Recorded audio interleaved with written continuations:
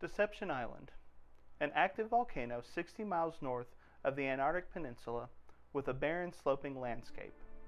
Glaciers that are covered with ash showing evidence of activity, and beaches that steam is part of the South Shetland Islands. What else is special about this particular and unique underwater volcano? It is in the shape of a horseshoe from 7 to 10 miles across, and its caldera is flooded. It's also the only place in the entire world that ocean-going vessels can actually enter the center of a volcano that is active and restless. The opening of the southeast side of the island is a narrow channel named Neptune's Bellows, and with its shape, it is a natural sheltered harbor called Port Foster. The island is covered with glaciers, just over half its 38 miles. The highest point on the island? Mount Pond.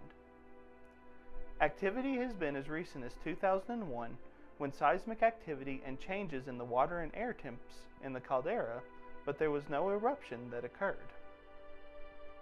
The last known eruption was the most violent that occurred in 1970. Activity usually occurs with the multiple vents that are located in various places.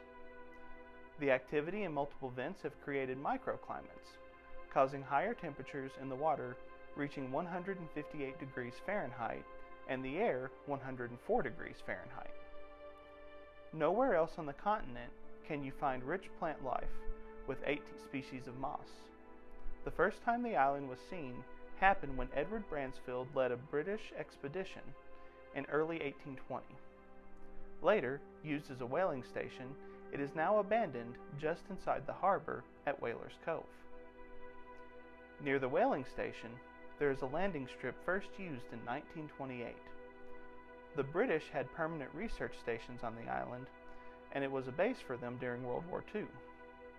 They held control of the island until a volcanic eruption forced them to abandon it in the 1960s.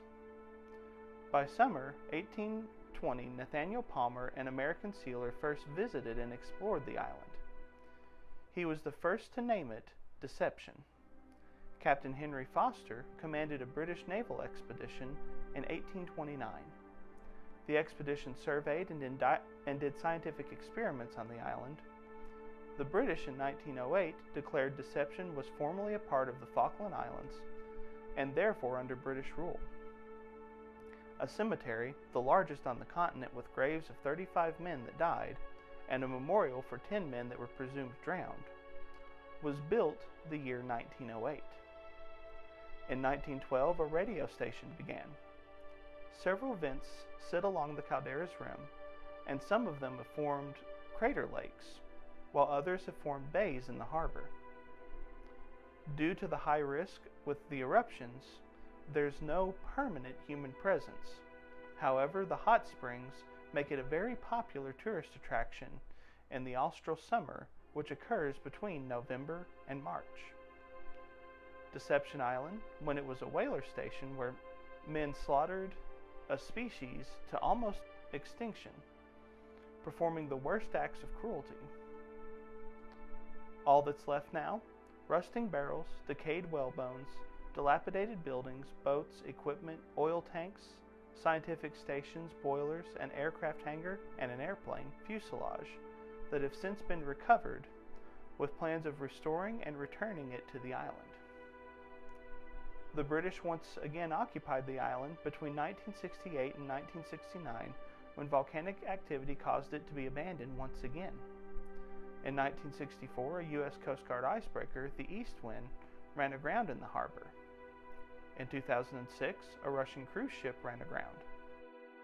In 2007, a Norwegian coastal cruise liner ran aground off the coast, causing the ship's fuel to wash into the bay.